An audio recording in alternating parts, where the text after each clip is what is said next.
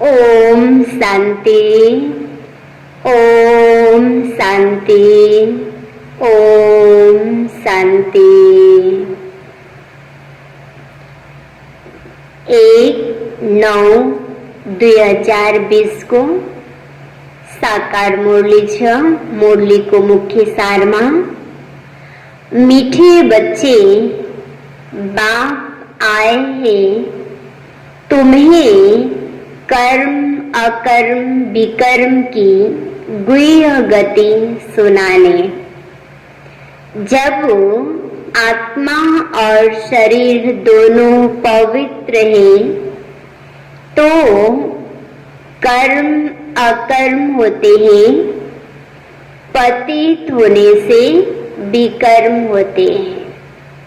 मीठे बच्चे बाप आए हैं तुम्हें कर्म अकर्म विकर्म की गुह्य गति सुनाने।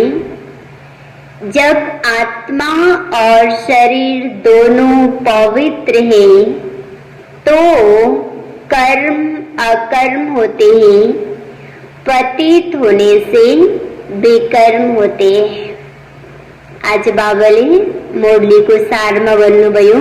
विशेष शिव बाबा आउनु भएको छ।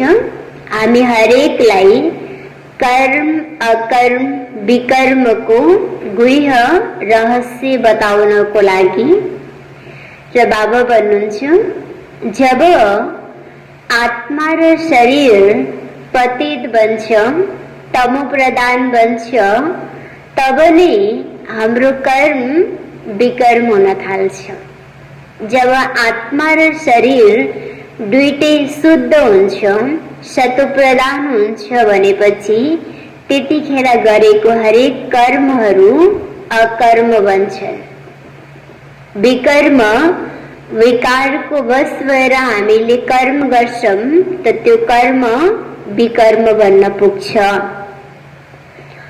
प्रश्नमा छ आत्मा पर कट चढ़ने का कारण क्या है? आत्मा पर कट चढ़ने का कारण क्या है? कट चढ़ी हुई है तो उसकी निशानी क्या होगी? कट चढ़ी हुई है तो उसकी निशानी क्या होगी? उत्तर में छ कट चढ़ने का कारण है विकार। पतित बनने से ही कट चढ़ती है। अगर अभी तक कट चढ़ी हुई है तो उन्हें पुरानी दुनिया की कशिश होती रहेगी। बुद्धि क्रिमिनल तरफ जाती रहेगी, याद में रह नहीं सकेंगे। आज बाबाले प्रश्नमा सोध्नु भएको थियो कि आत्मामा जंग चढ्नुको कारण के हो र जंग चढेको छ, कट चढेको छ, त्यसको निशानी के हो? यो बाबाले प्रश्नमा सोध्नु भएको थियो र उत्तरमा बाबा भन्नुहुन्छ जंग लाग्नुको कारण नै के हो त विकार। जति आत्मा विकारको वश हुन्छ त त्यो विकारले नै आत्मामा खिया लाग्छ, जंक लाग्छ र आत्मा त्यति नै त्यो जंगको कारणले गर्दा, त्यो खियाको कारणले गर्दा पतित तमो प्रधान बन्दै जान्छ र जति आत्मामा विकारको दाग धब्बाहरू लाग्छ, जंक लाग्छ, त्यति नै बाबाले भन्नुहुन्छ उसको बुद्धि पुरानो दुनियाँको तरफ नै के हुँदै जान्छ, खिचाव हुँदै जान्छ। चुम्बकले चुम्बकीय वस्तुलाई आफ्नो तरफ तान्छ त त्यो विकारले हाम्रो तमो प्रधान भएको बुद्धिलाई, विकारको वशीभूत भएको बुद्धिलाई विकारको तरफ नै खिच्ने, आकर्षण गर्ने बुद्धि नराम्रोतिर नै जाने गर्छ र बाबा को याद हुँदैन। बुद्धि हाम्रो, दृष्टिवृत्ति हाम्रो नेगेटिभ क्रिमिनल हुन्छ, जसले गर्दा बाबाको याद रहँदैन, प्रभु चिन्तन रहँदैन, बाबाकोतिर मन बुद्धि जाँदैन। त्यसकारण बाबा भन्नुहुन्छ कि भगवानसित हाम्रो बुद्धि जुटोस्, हामीलाई सुखको अनुभूति होस्, आनन्दको अनुभूति होस्, त्यसको लागि हामीले आफ्नो मन र बुद्धिलाई सम्पूर्ण विकार नराम्रोबाट जति किनारा गर्छौं त्यति हामीलाई परमात्माको याद पनि हुन्छ। ओम शांति। बच्चे इसका अर्थ तो समझ गए हैं। ओम शांति कहने से ही यह निश्चय हो जाता है कि हम आत्माएं यहाँ की रहवासी नहीं है, हम तो शांति धाम के रहवासी हैं। हमारा स्वधर्म शांत है। जब घर में रहते हैं फिर यहाँ आकर पाठ बजाते हैं, क्योंकि शरीर के साथ कर्म करना पड़ता है। कर्म होता है एक अच्छा, दूसरा बुरा। कर्म बुरा होता है रावण राज्य में। रावण राज्य में सबके कर्म विकर्म बन जाते, विकार को वश भएर हाम्रो द्वारा उल्टो कर्म हुन्छ। त्यसकारण बाबा भन्नुहुन्छ कि विकारको वश भएर रावण राज्यमा गरेको हाम्रो हरेक कर्महरू विकर्म हुन पुग्छ, पाप कर्म हुन पुग्छ। एक भी मनुष्य नहीं जिससे विकर्म न होता हो। मनुष्य तो समझते हैं साधु सन्यासी आदि विकर्म नहीं हो सकता, क्योंकि वह पवित्र रहते। सन्यास किया हुआ है। वास्तव में पवित्र किसको कहा जाता है यह बिल्कुल नहीं जानते। कहते भी हैं हम पतित हैं, पतित पावन को बुलाते। जब तक वह न आए तब तक दुनिया पावन बन नहीं सकती। यह पतित दुनिया है, इसलिए पावन दुनिया को याद करते। यो दुनिया पतित छ, दुखदायी दुनिया छ। त्यसकारण हरेक मनुष्यले आउने वाला नयाँ दुनिया, पावन दुनियालाई याद गर्छन्। पावन दुनिया में जब जाएंगे तो पतित दुनिया को याद नहीं करेंगे, वह दुनिया ही अलग है। हर एक चीज नई फिर पुरानी होती है ना। नई दुनिया में एक भी पतित हो न सके। नई दुनिया का रचयिता है परम पिता परमात्मा। पतित पावन परमात्मा हुनुहुन्छ नयाँ दुनियालाई बनाउने वाला, रचने वाला। उनकी रचना भी जरूर पावन होनी चाहिए ना। परमात्मा एभर प्योर हुनुहुन्छ, तो त्यो प्योर परमात्माले रचेको रचनाहरू पनि पावन सतो प्रधान हुन्छन्। पतित सो पावन, पावन सो पतित, यह बातें दुनिया में किसकी बुद्धि में बैठ न सके। कल्प कल्प बाप आकर समझाते हैं। तुम बच्चों में भी कई निश्चय बुद्धि होकर फिर संशय बुद्धि हो जाती, माया एकदम हप कर लेती। निश्चय बुद्धि हुँदा हुँदै पनि मायाको वश भएर कई बच्चाको मनमा संशय उत्पन्न हुन्छ, हो कि होइन भन्ने कुरा उत्पन्न हुन्छ। तुम महारथी हो ना। महारथियों को भी भाषण पर बुलाते हैं। महाराजाओं को भी समझाना है, तुम ही पहले पावन पूज्य थे, अभी तो यह है ही पतित दुनिया। पावन दुनिया में ही भारतवासी थे, तुम भारतवासी आदि सनातन देवी देवता धर्म के डबल सिरता संपूर्ण निर्विकारी थे। महारथियों को तो ऐसे समझाना होगा ना, इस नशे से समझाना होता है भगवानवाद। काम चिता पर बैठो सावरे बन जाते हैं, फिर ज्ञान चिता पर बैठने से गोरे बनेंगे।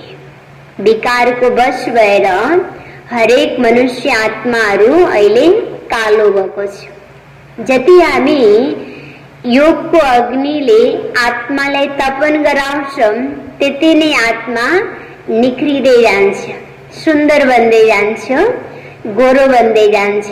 बाबाले भन्नुहुन्छ यादगारमा कृष्णजीलाई श्याम सुन्दर बनिन्छ कि 5 मुख भएको नागले डसेपछि त्यसको विष शरीरमा आएर कृष्ण कालो भएको भनेर भनिन्छ।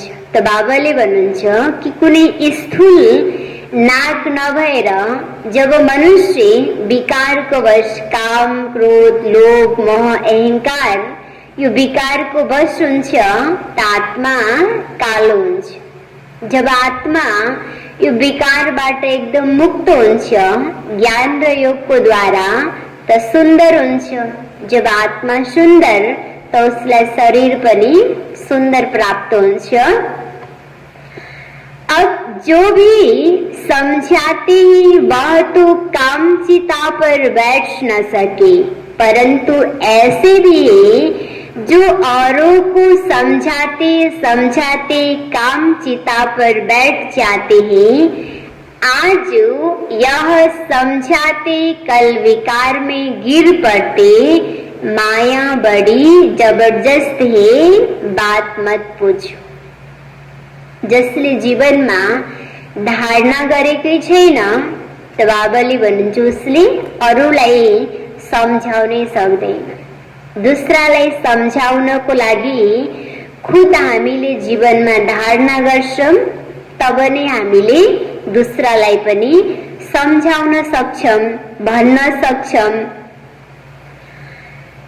औरों को समझाने वाले खुद काम चिता पर बैठ जाते हैं, फिर पछताते हैं यह क्या हुआ।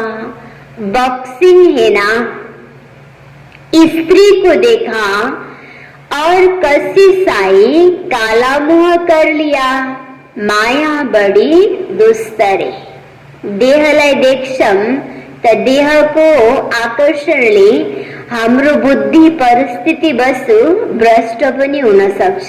त्यसकारण बाबाले भन्नुहुन्छ हरेकलाई हामीले देह होइन आत्मा देख्ने, आफूलाई पनि आत्मा सम्झिने, दुसरालाई पनि हामीले आत्मा देख्ने। जब आत्मालाई देख्छौं आत्माको चिन्तन हुन्छ, हाम्रो दृष्टि आत्मिक हुन्छ भनेपछि हाम्रो हरेकको प्रति सोच चिन्तनहरू हेर्ने दृष्टि हर हमेशा सकारात्मक शुद्ध हुन्छ, जसले गर्दा हाम्रो जीवन हर हमेशा श्रेष्ठ मार्गको तरफ नै अगाडि बढिरहेको हुन्छ। माया बड़ी जबरदस्त है, माया बड़ी दुस्तर है। प्रतिज्ञा कर और फिर गिरते हैं तो कितना 100 गुना दंड पड़ जाता है। वह तो जैसे शूद्र समान प्रतीत हो गया, गाया भी हुआ है अमृत पीकर फिर बाहर जाए। दूसरों को सताते थे, गंध करते थे, ताली 2 हाथ से बजती, एक से तो बच न सके, दोनों खराब हो जाते। फिर कोई तो समाचार देते, कोई फिर लज्जा के मारे समाचार ही नहीं देते। समझते हैं कहाँ ब्राह्मण कुल में नाम बदनाम ना हो जाए, युद्ध में कोई हारते ही तो हाहाकार हो जाता है, अरे इतने बड़े पहलवान को भी गिरा दिया। ऐसे बहुत एक्सीडेंट होते हैं। ब्राह्मण जीवन में पनि परिस्थितिले तलमाथि हुन्छ, कोई एक्सिडेंट भइहाल्छ। तर बाबाले भन्नुहुन्छ हामीले हार मान्नु छैन, सच्चाई र सफाईको साथमा बताउँछौं, फेरि मेहनत गरेर हिम्मतको साथ अगाडि बढ्नु छ। माया थप्पड़ मारती है, बहुत बड़ी मंजिल है ना। अब तुम बच्चे समझाते हो, जो सतो प्रधान गोरे थे वही काम चिता पर बैठने से काले तमो प्रधान बने। राम को भी काला बनाते हैं, चित्र तो बहुतों के काले बनाते, परंतु मुख्य की बात समझाई जाती है। यहाँ भी रामचंद्र का काला चित्र है, उनसे पूछना चाहिए काला क्यों बनाया है। कह देंगे ईश्वर की भावी। यथार्थ थाहा छैन मनुष्यलाई तो परमात्माले त्यसको वास्तविक रहस्य बताउनुहुन्छ। कालो मूर्ति बनाउनु माना आत्मा विकारको वश कालो भयो, जसले गर्दा हाम्रो मूर्ति कालो बन्यो। जब हामी विकारबाट मुक्त बन्छौं, स्वच्छ बन्छौं, त हामी सुन्दर बन्छौं, मूर्ति पनि सुन्दर बन्छ। यह तो चलता आता है, क्यों होता क्या होता यह कुछ जानते नहीं। अब तुमको बाप समझाते हैं, काम चिता पर बैठने से पतित दुखी वर्थ न टेपेनी बन जाते। जति हामी विकारको वश भयो त्यति हाम्रो जीवनको मूल्य नै हुँदैन, मूल्यहीन हुँदै जान्छ। जति हामी विकारबाट मुक्त बन्दै जान्छौं त्यति हाम्रो जीवन मूल्यवान बन्छ। देवी देवताको पूजा हुन्छ, असुरको त पूजा हुँदैन। त असुर माना विकारको वश भएको, जुन जीवनको कुनै मूल्य नै छैन, महत्त्व नै छैन। देवी देवता भनेको जीवनमा श्रेष्ठ गुणहरूलाई अपनाएर विकृतिबाट मुक्त जीवन, जुन जीवनको कति मूल्य छ, जुन जीवनको पूजा हुन्छ। त्यसरी बाबाले भन्नुहुन्छ हाम्रो जीवन मूल्यवान बन्छ। वह है निर्विकारी दुनिया, यह है विकारी दुनिया। तो ऐसे ऐसे समझाना चाहिए, यह सूर्यवंशी, यह चंद्रवंशी, फिर वैश्यवंशी बनना ही है। वाम मार्ग में आने से फिर वह देवता नहीं कहलाते। जगन्नाथ के मंदिर में ऊपर में देवताओं का कुल दिखाते, ड्रेस देवताओं की है, एक्टिविटीज बड़ी गंदी दिखाते। बाप जिन बातों पर अटेंशन खिंचवाते, ध्यान देना चाहिए, मंदिर में बहुत सर्विस हो सकती है। देवी देवताहरूको एकदम फरक किसिमको चित्रहरू दिखाइएको हुन्छ कई मन्दिरहरूमा। त त्यो चित्र देखेपछि मनुष्यको मनमा के संकल्प चल्छ कि देवी देवताहरूलाई पनि यस्तो कर्म गर्ने।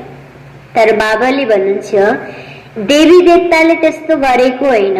पहिला आत्मा एकदम स्वच्छ थियो, पावन थियो र आत्मा जन्म मरणको चक्रमा आउँदा आउँदा त्यसको गुण विशेषताहरू घट्दै गयो नि, त्यो गिर्ती कलामा आयो।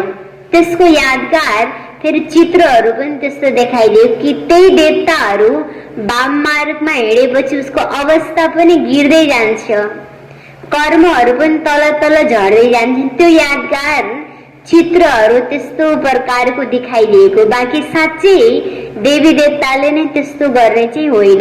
यो कुरा बाबाले यहाँ हामी बच्चाहरूलाई स्पष्ट गराउँदै हुनुहुन्छ। अब देखो, यह है ही विकारी दुनिया। तो बाम मार्ग में आने से फिर वह देवता नहीं कहलाते। जगन्नाथ के मंदिर के ऊपर देवताओं का कुल दिखाते हैं। ड्रेस देवताओं की एक्टिविटीज बड़ी गंदी दिखाते हैं। बाप जिन बातों पर अटेंशन खिंचवाना चाहते, ध्यान देना चाहिए। मंदिरों में बहुत सर्विस हो सकती, श्रीनाथ में भी समझा सकते हैं। पूछना चाहिए इनको काला क्यों बनाया है। यह समझाना तो बहुत अच्छा है। वह है गोल्डन एज, यह है आयरन एज। कट चढ़ जाती है ना, अभी तुम्हारी कट उतर रही है। जो याद ही नहीं करते तो कट भी नहीं उतरती। बहुत कट चढ़ी हुई होगी तो उसे पुरानी दुनिया की ही कशिश होती रहेगी। बाबा तरफ बुद्धि जा देना। सबसे बड़ी कट चढ़ती है विकारों की। पति भी उनसे ही बनते। अपनी जांच करनी है, हमारी बुद्धि क्रिमिनल तरफ तो नहीं जाती। अच्छे फर्स्ट क्लास बच्चे भी फेल हो पड़ते हैं। अभी तुम बच्चों को यह समझ मिली है। मुख्य बात है ही पवित्रता की। फर्स्ट बाबाले बनुंच स्वच्छता, मन को स्वच्छता, तन को स्वच्छता, दृष्टि वृत्ति को स्वच्छता। शुरू से लेकर इस पर ही झगड़े चलते आए। बाप ने यह युक्ति रची। सब कहते थे हम ज्ञान अमृत पीने जाते हैं। ज्ञान अमृत है ही ज्ञान सागर के पास। शास्त्र पढ़ने से तो कोई पति से पावन बन नहीं सकते। पावन बन फिर पावन दुनिया में जाए ना है। यहाँ पावन बन फिर कहाँ जाएंगे। लोग समझते ही फलाने ने मोक्ष पाया, उनको क्या पता। अगर मोक्ष को पा लिया फिर तो उनका क्रियाकर्म आदि भी नहीं कर सकते। यहाँ ज्योत आदि जगाते हैं कि उनको कोई तकलीफ ना हो, अन्हारे में ठोकरे न खाए। आत्मा तो एक शरीर छोड़ दूसरा जाकर लेती, 1 सेकेंड की बात है। अंधेरा फिर कहाँ से आया, यह रस्म चली आती है। तुम भी करते थे, अब कुछ नहीं करते हो। तुम जानते हो शरीर तो मिट्टी में मिल गया। वहाँ ऐसी रस्म रिवाज नहीं। आजकल रिद्धि सिद्धि की बातों में कुछ रखा नहीं है। समझो कोई को पंख आ जाता है, उड़ने लगते हैं, फिर क्या, उससे फायदा क्या मिलेगा। बाप तो कहते हैं मुझे याद करो, विकर्म विनाश होंगे। यह योग अग्नि है जिससे पति से पावन बनेंगे। नॉलेज से धन मिलता है। योग से एवर हेल्दी पवित्र, ज्ञान से एवर वेल्दी धनवान बनते हैं। योगी की आयु हमेशा बड़ी होती है और भोगी की कम होती है। जति व्यक्ति विकार वासनाમાં लिप्त हुन्छ त्यति ऊ रोगी हुन्छ। सो तो उसको आयु कम होने गयो। जति व्यक्ति योगी हुन्छ त्यति नै उसको मन तन स्वस्थ हुन्छ।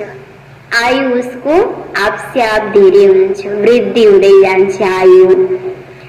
कृष्ण को योगेश्वर कहते हैं। ईश्वर को याद से कृष्ण बनाए, उनको स्वर्ग में योगेश्वर नहीं कहेंगे, वह तो प्रिंस है। 5 जन्म में ऐसा कर्म किया है जिससे यह बना है। कर्म अकर्म विकर्म की गति भी बाबा ने समझाई है। आधा कल्प राम राज्य, आधा कल्प है रावण राज्य। विकार में जाना सबसे बड़ा पाप है। सब भाई बहन है ना, आत्माएं सब भाई भाई भगवान की संतान होकर फिर क्रिमिनल ऐसा कैसे करते हैं? हम बीके विकार में जा नहीं सकते। एवटे पिता को संतान तो बाबाले बनूं छ हाम्रो एक दूसरा को प्रति नराम्रो दृष्टि वृत्ति हुनै सक्दैन।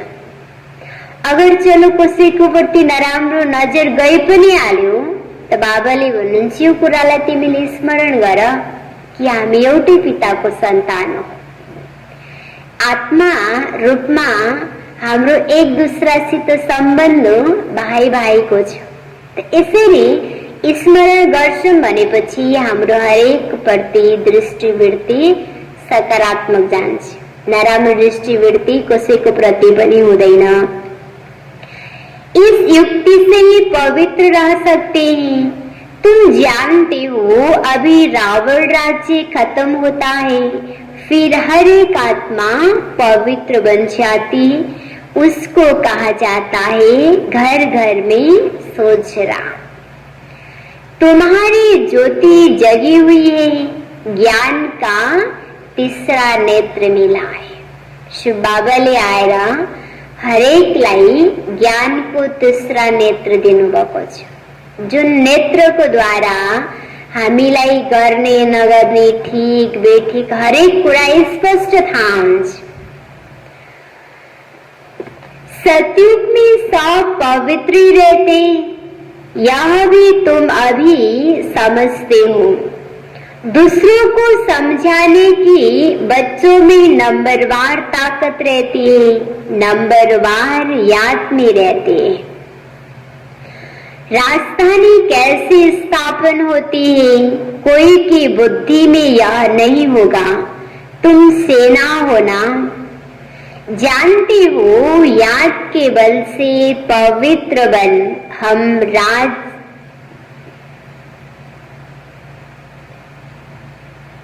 तुम सेना होना जानते हो, याद के बल से पवित्र बन हम राजा रानी बन रहे हैं। फिर दूसरे जन्म में गोल्डन स्पून इन माउथ होगा। बड़ा इम्तिहान पास करने वाले मर्तबा भी बड़ा पाते। फर्क तो पड़ता है ना। जितनी पढ़ाई उतना सुख। यह तो भगवान पढ़ाते हैं, यह नशा चढ़ा हुआ रहना चाहिए। ताकत का माल मिलता है, भगवान बिगड़ ऐसा भगवान भगवती कौन बनाएंगे। तुम अभी पति से पावन बन रहे हो, फिर जन्म जन्मांतर के लिए सुखी बन जाएंगे, ऊंच पद पाएंगे। पढ़ते पढ़ते फिर गंदे बन जाते हैं, देह अभिमान में आ जाते हैं। फिर ज्ञान का तीसरा नेत्र ही बंद हो जाता है। जुन प्रभु पिताले हामीलाई ज्ञानको नेत्र दिनुभएको छ, त बाबाले भन्नुहुन्छ त्यो नेत्र कुन समयमा बन्द हुन्छ? जब हाम्रो द्वारा धेरै पाप कर्महरू हुन थाल्छन्, उल्टो कर्महरू हुन थाल्छन्।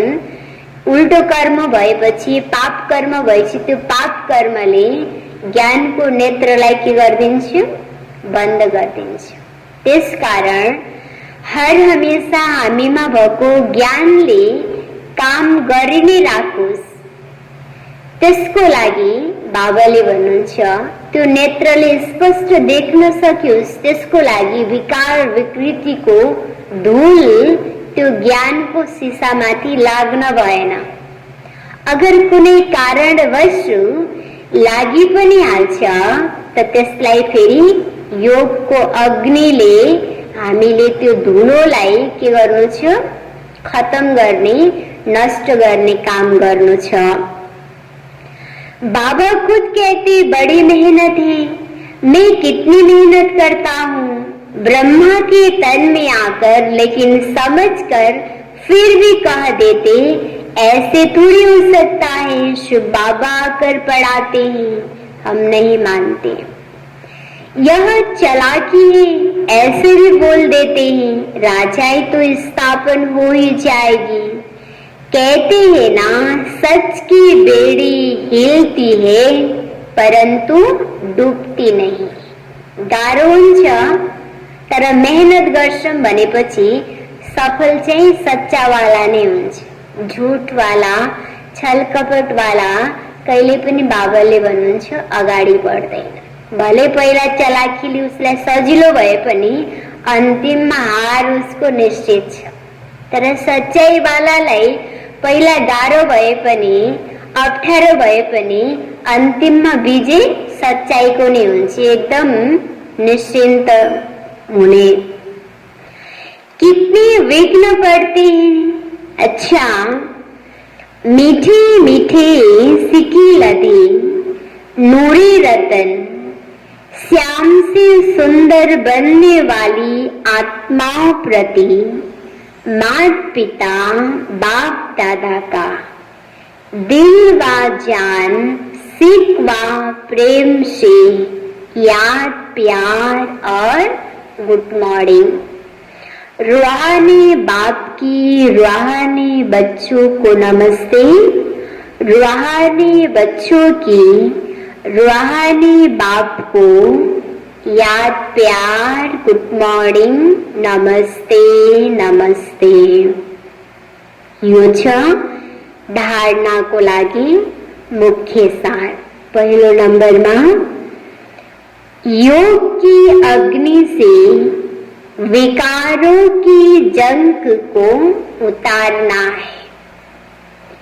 अपनी जांच करनी है कि हमारी बुद्धि क्रिमिनल तरफ तो नहीं जाती है। आफूले आफूलाई चेक गर्ने भन्नुभयो बाबाले कि मेरो बुद्धि नेगेटिभतिर बढी जान्छ या पोजिटिभतिर बढी जान्छ। योग की अग्नि से विकारों की जंग को उतारना है। अपनी जांच करनी है कि हमारी बुद्धि क्रिमिनल तरफ तो नहीं जाती है। दूसरा नंबर में निश्चय बुद्धि बनने के बाद फिर कभी किसी भी बात में संशय नहीं उठाना है। विकर्मों से बचने के लिए कोई भी कर्म अपने स्वधर्म में स्थित होकर बाप की याद में करना है। मेरो द्वारा कुनै पनि प्रकारको विकर्म नहोस्। विकर्म हुनबाट हर हमेशा बच्नको लागि आफ्नो स्वधर्ममा रहेर बाबाको यादमा हामीले कर्म गर्छौं त हाम्रो द्वारा विकर्म हुँदैन। विकर्म हुनबाट हामी सुरक्षित रहन्छौं। निश्चय बुद्धि बनने के बाद फिर कभी किसी भी बात में संशय नहीं उठाना है। विकर्मों से बचने के लिए कोई भी कर्म अपने स्वधर्म में स्थित होकर बाप की याद में करना है।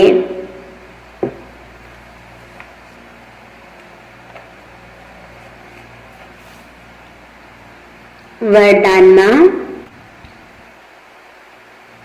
सर्व प्राप्तियों के अनुभव द्वारा पावरफुल बनने वाले सदा सफलता मूर्त भव। सर्व प्राप्तियों के अनुभव द्वारा पावरफुल बनने वाले सदा सफलता मूर्त भव। विस्तार में वरदान को जो सर्व प्राप्तियों के अनुभवी मूर्त है वही पावरफुल है। ऐसी पावरफुल सर्व प्राप्तियों की अनुभवी आत्माएं ही सफलता मूर्त बन सकती है, क्योंकि अभी सर्व आत्माएं ढूंढेगी कि सुख शांति के मास्टर दाता कहाँ है। तो जब आपके पास सर्व शक्तियों का स्टॉक होगा तब तो सबको संतुष्ट कर सकेंगे। जैसे आजकल की ही स्टोर से सब चीजें मिल जाती हैं, ऐसे आपको भी बनना है।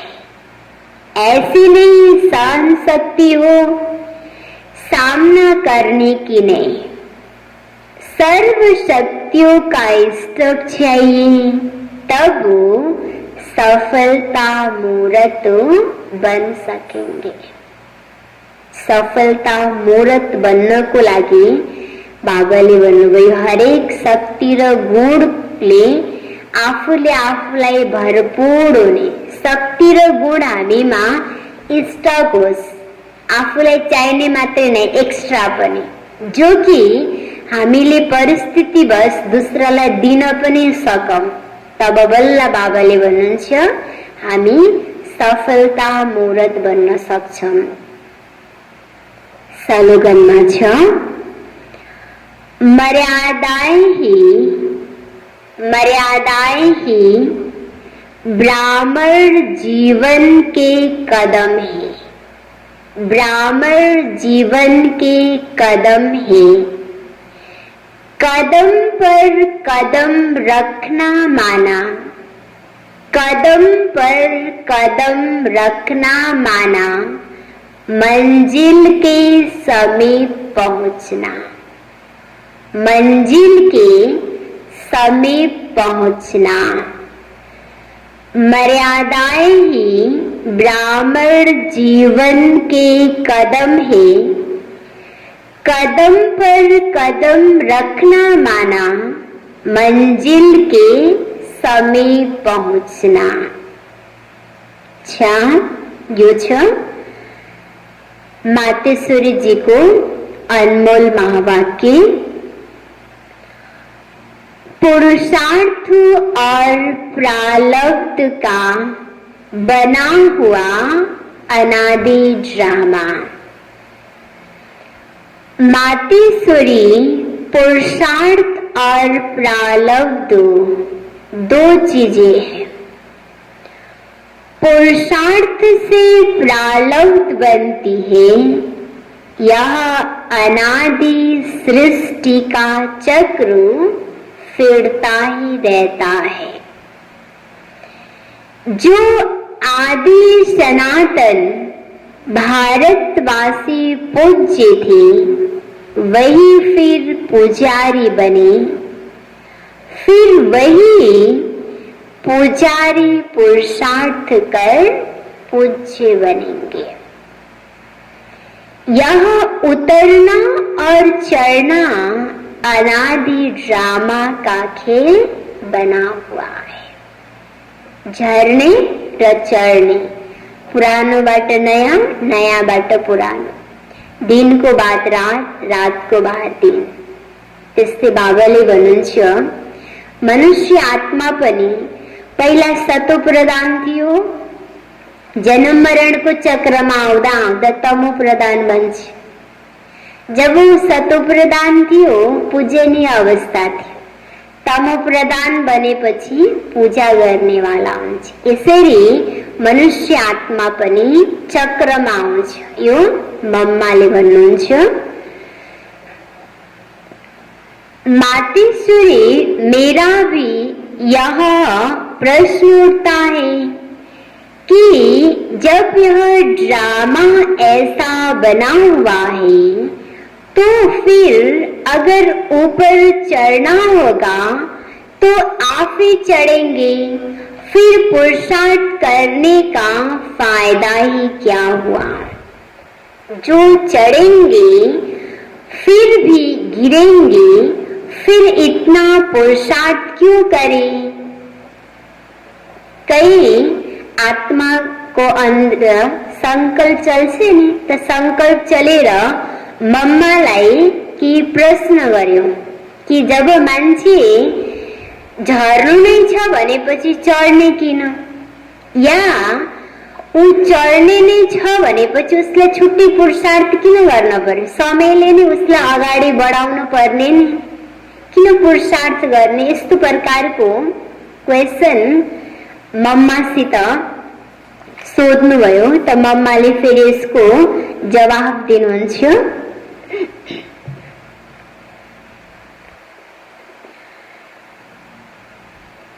आपका कहना है कि यह ड्रामा हूबहू रिपीट होता है, तो क्या ऑलमाइटी परमात्मा सदा ऐसे खेल को देख खुद थकता नहीं है। जैसे ऋतुओं में सर्दी गर्मी आदि का फर्क रहता है, तो क्या इस खेल में फर्क नहीं पड़ेगा। जसरी वरसाद हुन्छ, ठण्डीको मौसम हुन्छ, फरक त हुन्छ नि। त त्यस्तै मम्माले पनि के भन्नुहुन्छ कि जब मनुष्य आत्माहरू यो संसारमा समय अनुसार पाठ बजाउन आउँछन्, समय अनुसार उसलाई यो शरीर एउटा वस्त्रको रूपमा मिल्छ, त त्यहाँ फरक त हुने भयो नि। पानी पर्ने जाडो बेला समय त समय एउटै त हुँदैन नि, फरक हुन्छ। त्यस्तै मम्माले पनि भन्नुहुन्छ समय अनुसार मनुष्यको आत्माको पाठ पनि फरक फरक हुन्छ भनेर भन्नुभयो। बस यही तो खूबी है इस ड्रामा की, हूबहू रिपीट होता है। और इस ड्रामा में और भी खूबी है, जो रिपीट होते हुए भी नित्य नया लगता है। हुन त बितेको कुरा नै आउने हो, तर पनि त्यो हर पल हामीलाई के लाग्छ, नयाँ अनुभूति हुन्छ। यो नै मम्माले भन्नुहुन्छ यो ड्रामाको राज रहस्य हो भनेर भन्नुहुन्छ। पहले तो अपने को भी यह शिक्षा नहीं थी, लेकिन जब नॉलेज मिली है तो जो भी सेकेंड बाय सेकेंड चला भले हूबहू कल को पहले वाला चलता है, परंतु जब उनको साक्षी समझ देखते हैं तो नित्य नया समझते हैं। अभी सुख दुख दोनों की पहचान मिल गई, इसलिए ऐसे नहीं समझना अगर फेल होना ही है तो फिर पढ़े ही क्यों नहीं। फिर तो ऐसे भी समझे अगर खाना मिलना होगा तो आप ही मिलेगा, फिर इतनी मेहनत कर कमाते ही क्यों हो। वैसे हम भी देख रहे हैं, अब चढ़ती कला का समय आया है, वही देवता घराना स्थापना हो रहा है, तो क्यों ना अभी ही वे सुख ले लेवे। जैसे देखो अब कोई जज बनना चाहता है तो जब पुरुषार्थ करेगा तब उस डिग्री को हासिल करेगा। अगर उसमें फेल हो गया तो मेहनत ही बर्बाद हो जाता है। परंतु इस अविनाशी फिर ऐसा नहीं होता। जरा भी इस अविनाशी ज्ञान का अविनाश नहीं होता। करके इतना पुरुषार्थ न कर दैविक रॉयल घराने में न भी आवे, परंतु अगर कम पुरुषार्थ किया तो भी उस सतयुगी दैविक प्रजा में आ सकते हैं। परंतु पुरुषार्थ करना अवश्य है, क्योंकि पुरुषार्थ से ही प्रारब्ध बनेगी। पुरुषार्थ बाटने प्राप्तियों नहीं हो जति जस्तो पुरुषार्थ गर्यो रिटर्न मम्माले भन्नुहुन्छ त्यस्तै नै हुने हो भनेर बलिहारी पुरुषार्थ की गाई हुई है। यो छ यह ईश्वरीय नॉलेज सर्व मनुष्य आत्माओं के लिए। पहले तो अपने को एक मुख्य पॉइंट ख्याल में अवश्य रखनी है। जब इस मनुष्य सृष्टि झाड़ का बीज रूप परमात्मा है, तो उस परमात्मा द्वारा जो नॉलेज प्राप्त हो रही है वे सब मनुष्यों के लिए जरूरी है। सभी धर्म वालों को यह नॉलेज लेने के अधिकार है। भल हर एक धर्म की अपनी अपनी नॉलेज है, हर एक का शास्त्र अपना अपना है, हर एक की मत अपनी अपनी है, हर एक का संस्कार अपना अपना है, लेकिन यह नॉलेज सबके लिए है। मम्माले भन्नुभयो यो संसारमा यो ज्ञान, यो ईश्वरीय ज्ञान हरेकको लागि हो। सायद मनुष्यको धर्म आफ्नो आफ्नो होला, संस्कार आफ्नो आफ्नो छ, शास्त्र आफ्नो आफ्नो छ, अनेक धर्मलाई मान्ने वाला होस्, तर पनि यो ज्ञान हरेकको लागि हो। किन? अगाडि सुन्छ।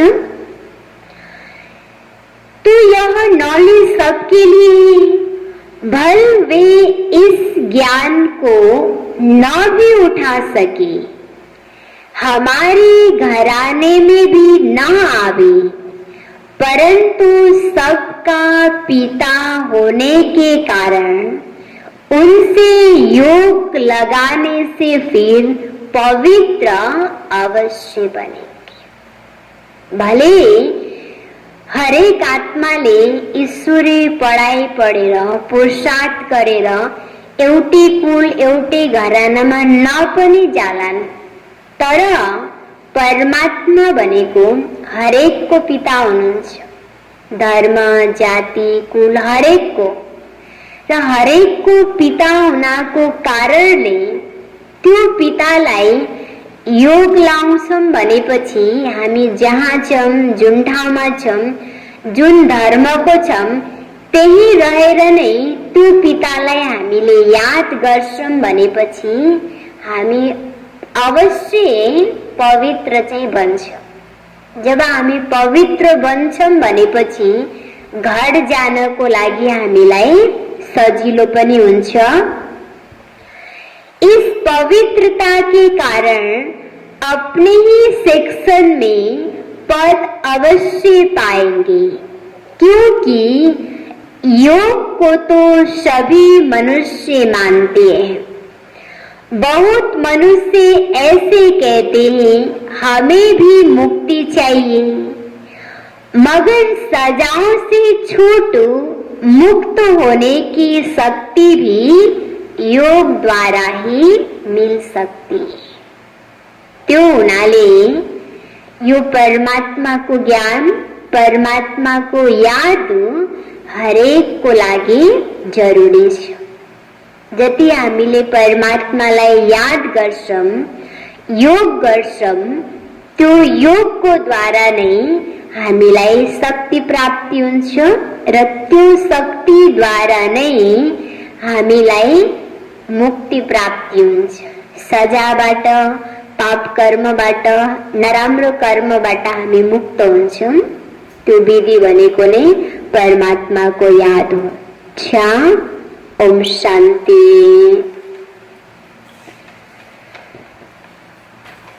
आजको मुरली को सारनाथियों, मीठे बच्चे, बाप आए हैं तुम्हें कर्म अकर्म विकर्म की गुह्य गति सुनाने। जब आत्मा और शरीर दोनों पवित्र हैं तो कर्म अकर्म होते हैं, पतित होने से विकर्म होते हैं। प्रश्नोत्तर माथियों, आत्मा पर जंग चढ़ने का कारण क्या है? जंग चढ़ी हुई है तो उसकी निशानी क्या होगी? उत्तर मां, जंग चढ़ने का कारण है विकार। पतित बनने से ही जंग चढ़ती है। अगर अभी तक जंग चढ़ी हुई है तो उन्हें पुरानी दुनिया की कशिश होती रहेगी। बुद्धि क्रिमिनल तरफ जाती रहेगी, याद में रह नहीं सकेंगे। ओम शांति।